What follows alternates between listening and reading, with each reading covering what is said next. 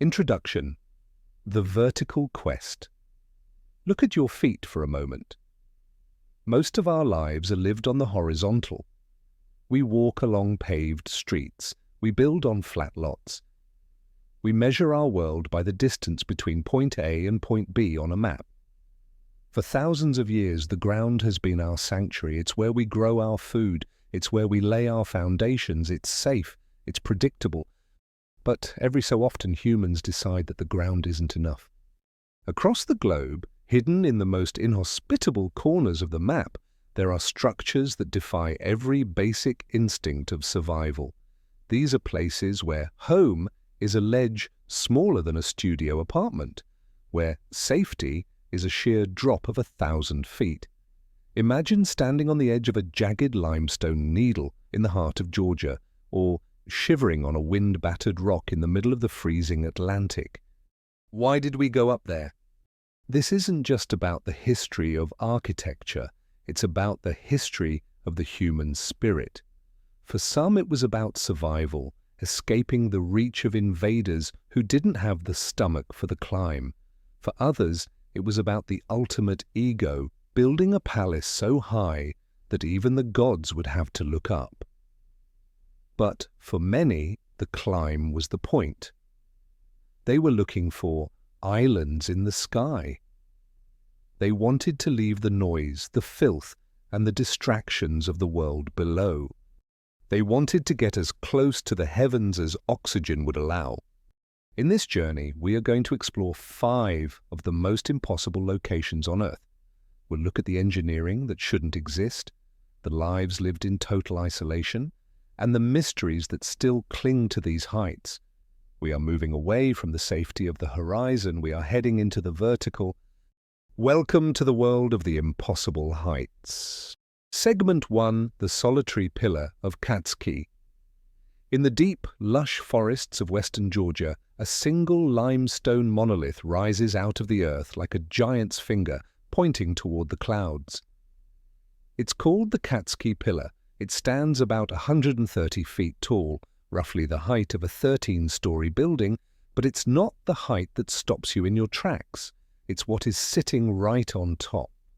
Perched on a surface area no larger than a small backyard is a complex of religious buildings, a church, 3 hermit cells, a wine cellar, and a burial crypt. For centuries, this place was a ghost. Local legends spoke of a pillar of life, a holy site that no one could reach. It sat there, silent and untouchable, for over 500 years. It wasn't until 1944 that a group of mountaineers led by Alexander Japaridze decided to solve the mystery. They made the first recorded ascent in half a millennium. When they finally pulled themselves over the top ledge, they didn't just find ruins. They found the bones of the last hermit who had lived and died there centuries before. To understand why someone would choose to die on top of a rock, we have to look at the stylites. These were early Christian ascetics who believed that the closer you were to the sky, the closer you were to God. They were pillar saints. Their entire life was an act of vertical protest against the comforts of the world. But let's talk about the how, because the why is faith, but the how is a miracle of ancient engineering. We are talking about the 9th and 10th centuries. There were no cranes, no nylon ropes, no safety harnesses. Every single stone used to build that church had to be hauled up a vertical rock face. Imagine being a monk in the year 950. You are standing at the base of this pillar. You have a bucket of mortar or a heavy limestone block. How do you get it to the top? Historians believe they used a sophisticated system of pulleys and winches, but even that requires someone to make the first climb and secure the lines. They likely used iron spikes driven into the soft limestone, creating a temporary ladder that would make a modern rock climber's blood run cold. They hauled up water, they hauled up food, they even hauled up the materials for a wine cellar, because even a hermit needs a bit of communion wine. The layout at the top is incredibly efficient. Every inch of that small plateau is utilized. The church is dedicated to Maximus the Confessor. It's small, intimate, and built to withstand the brutal winds that whip across the Georgian countryside. For the hermits who lived here, life was a cycle of extreme solitude. They didn't come down. Their food was sent up in a basket on a rope. Their only companions were the birds and the wind. It was a life of solitary confinement by choice. They lived in cells barely large enough to lie down in, spent their days in prayer, and their nights watching the stars. The Katskhi Pillar remained active until the Ottoman invasion in the 15th century. After that, the ropes were cut, the ladders rotted away, and the pillar fell silent. It became a myth, a holy place that belonged to the birds. It stayed that way until Yaparidz's team rediscovered it, proving that the legends were true. Today there is a new iron ladder, and a monk named Father Maxime has spent years restoring the site. He lived at the top for over 20 years, continuing the tradition of the stylites. He says that up there, in the silence, you can feel the presence of the divine, but even with modern safety equipment, looking down from that ledge is a reminder of the sheer audacity of the 9th century builders. They didn't just build a church, they built a bridge to the sky, one stone at a time, on a rock that was never meant to be climbed. If the Katskhi Pillar was a reach for the heavens, our next stop is a flight from the world. We're moving from the forests of Georgia to the brutal, salt-sprayed coast of Ireland. 12 miles out into the Atlantic Ocean, two jagged shards of rock tear through the surface of the water. This is Skellig Michael. These are the closhan, or beehive huts. They were built by Gaelic monks somewhere between the 6th and 8th centuries. To these men, this wasn't just a remote location. This was the edge of the known world. In their minds, there was nothing between them and the end of the earth except the grey, infinite Atlantic. Let's talk about the sheer physical labor of this place. To even reach the monastery, the monks had to carve steps directly into the rock. There are over 600 of them. They are uneven, steep, and often slick with sea mist. There are no handrails.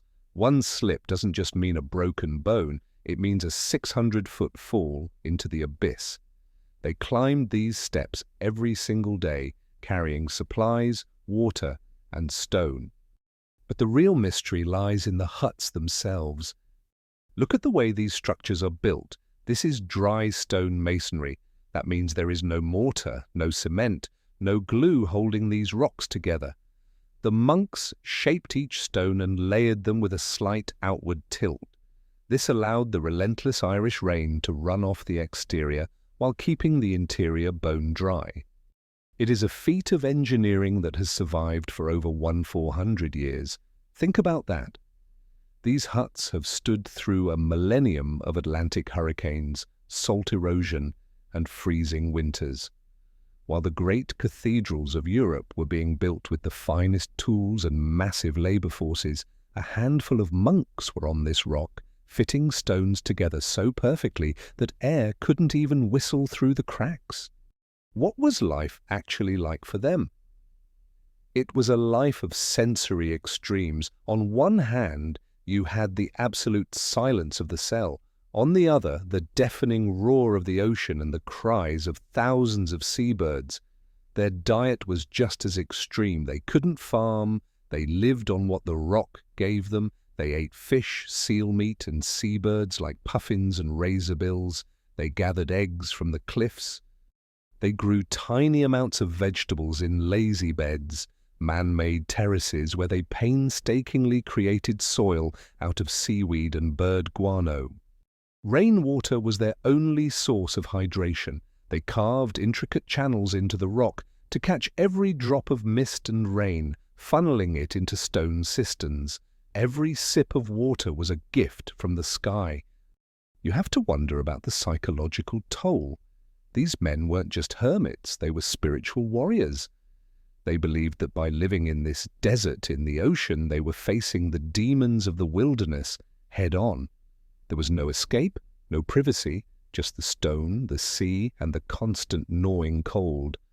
So, why did they eventually leave? For 500 years, they held on. They even survived Viking raids. Imagine the Vikings, the most feared sailors in history, rowing out to this rock, climbing those 600 steps, and finding nothing but a few monks and some dried fish.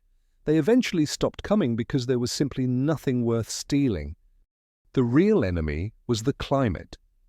Around the 13th century, the Little Ice Age began.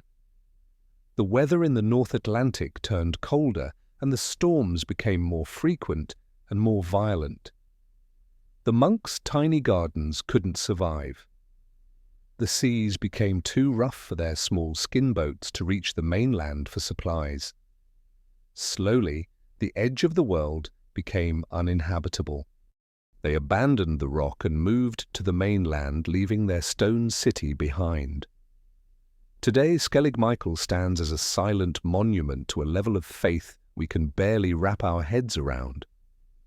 It's a place where the line between the physical world and the spiritual world was as thin as the mist on the water. It reminds us that sometimes the most enduring things we build are the ones we build when we have nothing but our bare hands and a reason to look up. We are moving now from the cold Atlantic to the sun-scorched highlands of Tigray, Ethiopia. Here, the landscape is dominated by massive sandstone spires that look like they belong on another planet, and tucked away, carved directly into the face of one of these 800-foot vertical cliffs, is Abuna Yemata Guh. Has been called the most inaccessible place of worship on earth, and for good reason. To get to the entrance, you don't just walk, you climb. The journey begins with a steep hike, but the path quickly disappears. Suddenly you are standing at the base of a sheer, vertical wall. There are no stairs here, no ropes, no safety nets. There are only small, worn-out footholds and hand grips carved into the sandstone by centuries of bare feet. You have to scale a 30-foot vertical stretch where the wind gusts can be powerful enough to knock you off balance. One slip here isn't a fall, it's a terminal event. But the real test of nerves comes just before the entrance. You have to walk across a natural stone bridge that is barely 2 feet wide on either side, a 600-foot drop into the valley below. Local mothers carry their infants up this wall to be baptized. Elderly men in their 80s make this trek every week. To them, the danger isn't a deterrent, it is a filter. They believe that if your heart is full of faith, your feet will not stumble. Once you reach the top and squeeze through a small, unassuming wooden door, the world changes instantly. You step out of the blinding African sun and the terrifying height and into a cool, dark, and silent sanctuary.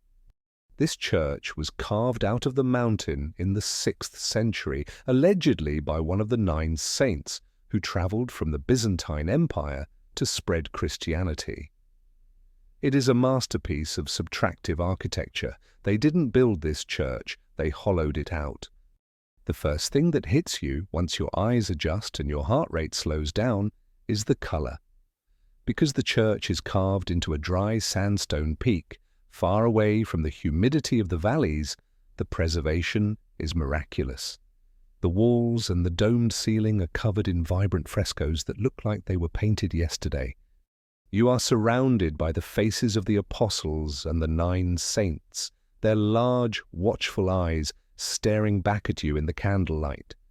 The pigments, rich ochres, deep reds, and charcoal blacks are all natural, derived from local stones and plants. These paintings have watched over this cliff face for over 1,500 years. There is no dust here, no dampness, just a perfect, still pocket of history. Why go to such extremes? Part of it was defense. During the 6th century and the centuries of conflict that followed, being invisible was your best protection. If an invading army can't see you, they can't kill you, and even if they did see you, they certainly weren't going to climb that wall in heavy armor. But there's a deeper, more spiritual reason. The monks who serve here today will tell you that the climb is a metaphor for the Christian life. It's supposed to be hard. It's supposed to be frightening. By the time you reach the sanctuary, you have physically left the world behind. You have faced your mortality. You are exhausted, humbled, and ready to listen. In Abuna Yemata Guh, the hidden history isn't buried underground. It's suspended in the air. It's a place where the fear of falling is replaced by the peace of the heights. It stands as a testament to the idea that the most beautiful things are often the ones that require the most courage to find. We've seen pillars of faith and islands of isolation. Now we turn to a monument of pure, unadulterated power. In the heart of Sri Lanka, a massive bulb of volcanic rock erupts nearly 600 feet out of the emerald jungle.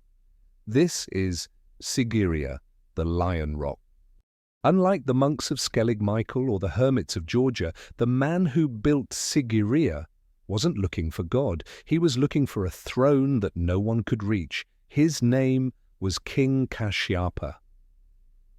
In the 5th century, he committed the ultimate sin. He murdered his father and drove his brother into exile to seize the crown. Fearing the inevitable return of his brother and an army of vengeance, Kashyapa abandoned the traditional capital and looked toward this gargantuan stone monolith. He didn't just want a fortress, he wanted a palace that would make him a living god. To look at Sigiriya today is to see the remains of a city that shouldn't have been possible 1,500 years ago. At the base of the rock, Kashyapa's engineers designed one of the most sophisticated urban landscapes in the ancient world. They built vast, symmetrical water gardens with marble-lined pools and fountains. But here is the hidden part of that history. Those fountains still work today. Using nothing but gravity and a complex system of underground terracotta pipes, ancient engineers moved water from a nearby reservoir up into the gardens. The pressure was so perfectly calibrated that during the rainy season, these fountains still spray water into the air, 1,000 years after the king who commissioned them was turned to dust. But the true insanity of Sigiriya is the climb. To reach the summit, you have to ascend a series of staircases that cling to the side of the vertical rock face. Halfway up, you encounter the mirror wall. This was a masonry wall coated in a plaster so fine, made from egg whites, honey, and lime, and polished so intensely that the king could see his own reflection as he walked past. Today, it's covered in ancient graffiti from visitors 1,000 years ago who wrote poems about the beauty of the rock. And then there is the gateway. Imagine you are an envoy or a soldier in the year 480 AD. You have climbed hundreds of feet. You reach a plateau, and there, looming over you, is a colossal brick lion carved directly into the rock. You would have to walk through the literal jaws of the lion to reach the final staircase. Today, only the massive clawed paws remain, but they are enough to tell you exactly what Kashyapa wanted: total intimidation. At the very top, on a 3-acre plateau, sat the royal palace. This wasn't a cramped cell, it was a luxury complex with paved walkways, throne rooms, and deep bathing pools carved into the solid stone. How did they get the materials up there?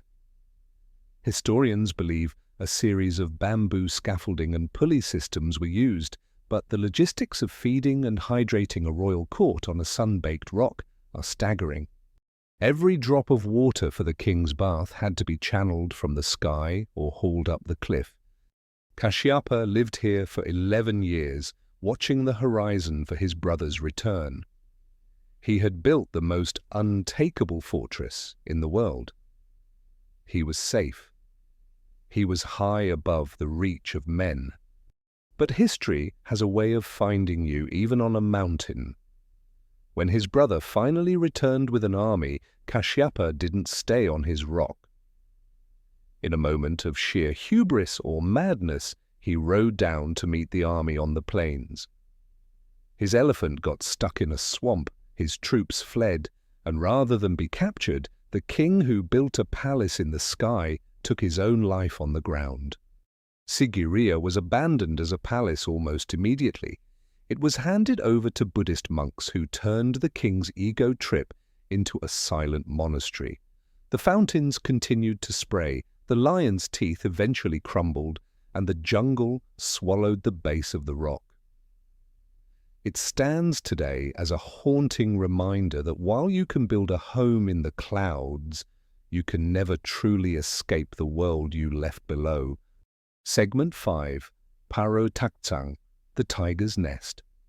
As we reach our final destination, we move higher still into the thin, crystalline air of the Himalayas.